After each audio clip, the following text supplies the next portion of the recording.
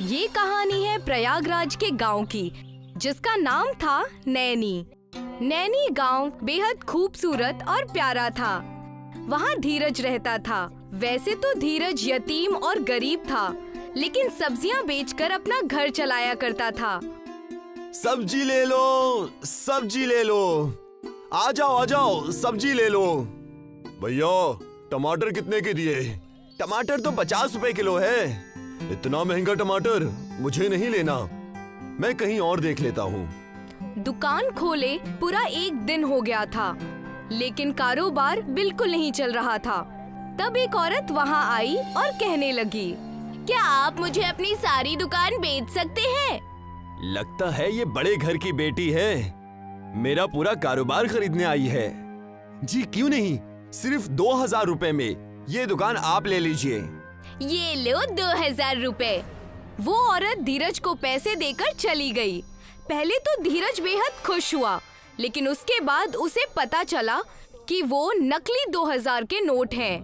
क्या जमाना आ गया है, कोई भला करना ही नहीं चाहता किसी का। थोड़े से पैसे जो आ रहे थे वो भी उस औरत ने लूट लिए। क्या करूं, कहां जाऊं?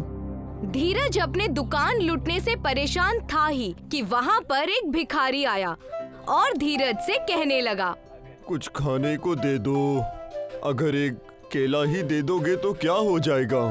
देखो चाचा, मेरी दुकान पहले ही से लुट गई है, मुझे और परेशान मत करो। सिर्फ 4 दर्जन केला रखा है, अगर मैं तुम्हें ये भी दे दूंगा तो मैं रात को क्या खाऊंगा?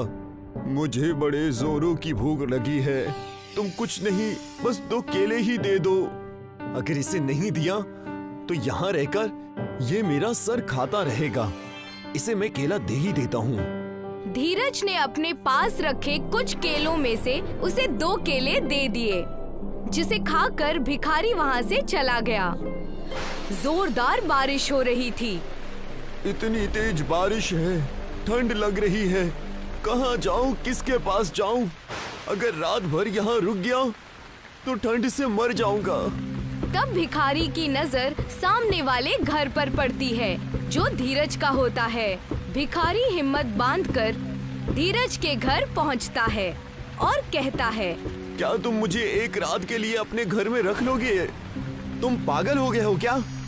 तुम्हारी मैंने थोड़ी सी मदद क्या की, तुम तो सर पे चढ़ रहे हो। रात हो चुकी है, बारिश भी बहुत ज्यादा है, ठंड भी लग रही है, बिजलियां कड़क रही है, बस एक रात के लिए जगह दे दो। अच्छा, आ जाओ। उस रात भिखारी धीरज के घर में ही रुक जाता है। सुबह हो जाती है, बारिश भी कम हो जाती है। धीरज की आंख खुलती है तो वो देखता है कि वो भिखारी सुबह सुबह ही अपने झोले में से मिर्चियाँ निकालकर खा रहा था। तुम इतनी सुबह सुबह उठकर मिर्चियाँ क्यों खा रहे हो? आप उठ गए, ये मिर्चियाँ कोई ऐसी वैसी मिर्चियाँ नहीं है, इसे खाने से मुझे अब दिन भर भूख नहीं लगती। मुझे उससे क्या मतलब, तुम जाओ अपना काम करो। चलो, सुबह हो गई और बारिश भी नहीं हो रही है। भिखारी धीरज के घर से चला जाता है। धीरज सब्जी मंडी जाकर उसे दोबारा बेचने के लिए सब्जी की दुकान पर सब्जी लगाने लगता है। आ जाओ, ताजे ताजे सब्जियां ले लो, आ जाओ। पूरा दिन बीत जाता है, लेकिन धीरज के दुकान से कोई भी सब्जी नहीं खरीदता। तब धीरज परेशान हो जाता है और दुकान बंद करके घर जा ही रहा होता है कि उसकी नजर टिले पर पड़ती है, जहां भिखारी रात को सो रहा होता है। और तब धीरज कहता है, असली जिंदगी तो इसी की है, ना कोई फिक्र ना कोई काम, पूरा दिन यहाँ वहाँ घूमो, लोगों से पैसे मांगो, किसी ने दे दिया तो मौज, और सब दे ही देते हैं, और रात को मस्त आराम से सो जाओ। उतने में ही वहाँ पर एक सांप आ जाता है और उस भिखारी को काट कर चला जाता है। और दूर खड़ा धीरज ये सब चीजें देख लेता है। सब काट लिया। हे मालिक, इसे तो सांप ने काट लिया, मुझे इसे किसी सपेरे के पास लेकर जाना होगा। धीरज भिखारी को अपने साथ लेकर आ जाता है और उसका इलाज करवाता है। सपेरा उस सांप के जहर को निकाल देता है। सही समय पर आपने ला दिया, वरना इनकी जान खतरे में आ सकती थी। ये आपके क्या लगते हैं? ये मेरे दुकान के सामने खड़ा होकर भीख मांगने वाला भिखारी है। पता नहीं कब वहाँ से जाएगा। जब से आया है तब से मेरी जिंदगी बर्बाद कर दी है। कुछ दिन बीत जाते हैं। भिखारी पहले से ज्यादा ठीक हो जाता है और धीरज से कहता है, तुमने मेरी जान बचाई, इसलिए मैं तुम्हें एक तोहफा दे रहा हूँ। मेरे इतने भी बुरे दिन नहीं आए हैं कि मैं एक भिखारी से तोहफा लूंगा। मैं तुम्हारे फायदे के लिए ही कह रहा हूँ। भिखारी कुछ मिर्चियाँ निकाल कर धीरज को दे देता है और कहता है, ये कोई मामूली मिर्चियाँ नहीं है। बहुत आला दर्जे वालों के साथ रहने की वजह से ये मुझे मिले हैं। इसे तुम अपने खेत में लगा दोगे तो तुम्हारी फसल में से हीरे की मिर्चियाँ निकलेंगी। क्या बकवास है। अगर ऐसा होता तो तुम खुद ना इसे इस्तेमाल कर लेते, मुझे थोड़ी ना देते। मैं एक ईमानदार इंसान को ही ढूंढ रहा था जो मुझे तुम में नजर आया। ये जादुई मिर्चियाँ तुम्हारे पास ही रखो। भिखारी धीरज को मिर्चियाँ देकर वहाँ से चला जाता है और कुछ वक्त बीत जाता है। अब भिखारी उस टिले या उसके आसपास कहीं नजर नहीं आता। धीरज उन मिर्चियों को देखकर सोचता है, क्यों न मैं ये मिर्चियाँ एक बार लगाकर देख ही लूं। कहीं उस भिखारी की बात सच निकली तो। धीरज उन मिर्चियों को लेकर अपने घर के आंगन में कुछ जगहों पर बो देता है। देखते ही देखते कुछ दिन बीत जाते हैं। उन मिर्चियों की फसल में से रोशनी आने लगती है। धीरज उसे देखकर वहाँ जाता है। ये रोशनी कैसी? इसे खोद कर देखता हूँ। लगता है मिर्चियाँ उग आई हैं। धीरज जैसे ही उन मिर्चियों को तोड़ता है, उसे वहाँ पर हीरे की मिर्चियाँ नजर आती हैं, जिन्हें देखकर वो बेहद खुश हो जाता है। उस भिखारी की बात तो सच निकली। ये तो हीरे की मिर्चियाँ हैं। ये सच में हीरे की है। मजा आ गया। हे मालिक, तेरा लाख लाख शुक्र है। धीरज उन हीरे की मिर्चियों की वजह से बहुत बड़ा आदमी बन जाता है। नया घर, कारोबार सब कुछ खड़ा कर लेता है। अब उसके पास नौकर चाकर सभी होते हैं। आज उस भिखारी की मदद से मेरे पास इतना सब कुछ है, लेकिन वो कहाँ है ये मुझे नहीं पता। उस टीले के पास जाकर देखता हूँ, शायद वो मुझे वहाँ मिल जाए। मालिक, आप कहो तो आपके साथ मैं भी चलूं। तुम मेरे साथ आकर क्या करोगे भला? इतनी जिद कर रहे हो तो चलो। धीरज और उसका नौकर उसी टिले के पास जाते हैं और वहाँ जाकर देखते हैं कि भिखारी वहीं सो रहा है। धीरज उसे उठाकर उसे कहता है, आप यहाँ सो रहे हो? मैंने आपको कहाँ कहाँ नहीं ढूंढा। मुझे पता था तुम मेरे पास जरूर आओगे।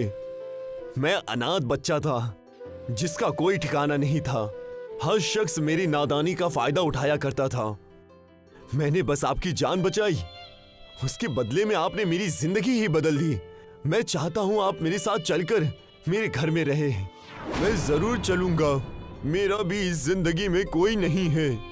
मेरा एक बेटा था जो बिल्कुल तुम्हारे जैसा दिखता था, इसीलिए मैं तुमसे ही मदद मांगा करता था। धीरज उस भिखारी को लेकर अपने घर चला आता है। हीरे की मिर्चियों की मदद से धीरज कई सारे नए कारोबार भी खोल लेता है और खुशी खुशी अपनी जिंदगी बिताने लगता है। सुजीत और मधु शहर के एक कारखाने में काम किया करते थे। मधु, कल अम्मा को फोन किया था। अच्छा, कैसी तबीयत है उनकी? कह रही थी कि आजकल उनकी तबीयत ज्यादा खराब रहती है। तो आपने क्या कहा? मैंने कहा कि डॉक्टर को दिखाइए। अच्छा किया, एक मर्तबा डॉक्टर देख लें तो तसल्ली हो जाएगी। वो तो है, लेकिन फिर भी मुझे कुछ ठीक नहीं लग रहा। हाँ, मालूम है आपको उनकी फिक्र हो रही है, लेकिन हम काम छोड़कर जा भी नहीं सकते ना। हाँ, वो बात तो है। खैर, फिलहाल हम अपना काम करते हैं। सुबह से शाम तक दोनों सिलाई मशीन चलाया करते थे और ड्यूटी के बाद वहीं पास की एक झोपड़ी में रहा करते थे। और यही थी उनकी जिंदगी, रोज मेहनत करना और मुफलिसी में गुजारा करना। एक रात सुजीत गहरी नींद में था कि उसे लगा जैसे उसकी अम्मा उसे आवाज दे रही है, सुजीत, बेटा सुजीत, लौट आ। अम्मा की आवाज सुनकर उसकी नींद खुल गई और वो पसीने से भीगा हुआ अम्मा के मुतालिक सोचने लगा। हे राम, मेरी अम्मा ठीक हों। मधु की भी नींद खुल गई। क्या बात है, आप इतने परेशान क्यों हैं? अम्मा मुझे आवाज दे रही है, जरूर कुछ गड़बड़ है, हमें गांव चलना चाहिए। ठीक है। सुबह की पहली बस पकड़कर दोनों गांव पहुंचे और उन्होंने वहां देखा कि सुजीत की अम्मा बिस्तर पर अपनी आखिरी सांसें ले रही है। अम्मा, अम्मा। तू आ गया बेटा, ऊपर वाले ने मेरी सुन ली। तुझे देखे बगैर मैं कैसे मर सकती थी। अम्मा ऐसी बात ना करो, तुम्हें कुछ नहीं होगा। नहीं बेटा, मेरा आखिरी वक्त आ गया है। तुझे ये राज बताकर मरूं, यही ख्वाहिश थी। कैसा राज? जादुई मिर्ची का राज। जादुई मिर्ची? मेरी अलमारी में एक लकड़ी का डिब्बा है, उसके अंदर मिर्ची के बीज हैं, जादुई मिर्ची। उसे खेतों में बो दे, फिर मिर्ची होगा। जादुई मिर्ची तेरी हर ख्वाहिश पूरी करेगी।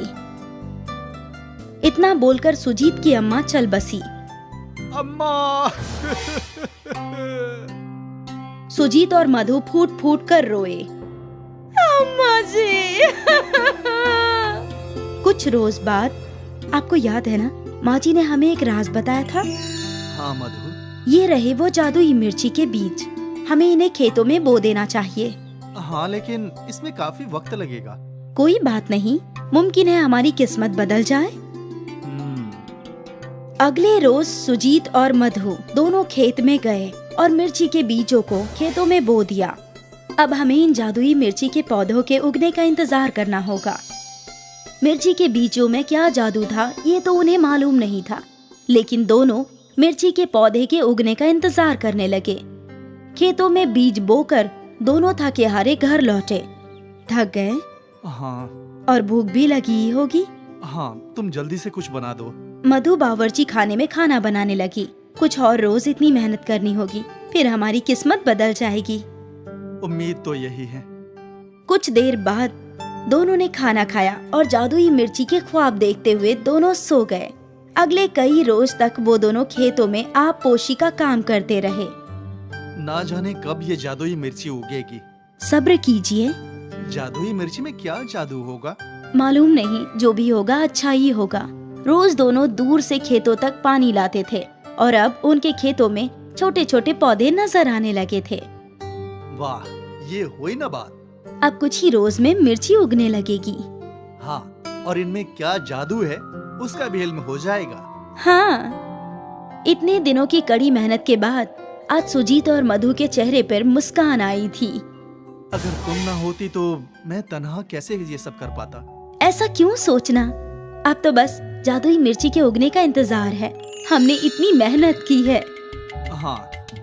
सुजीत और मधु को जादुई मिर्ची से बहुत उम्मीद थी, लेकिन उन्हें कहाँ मालूम था कि उनके साथ क्या होगा।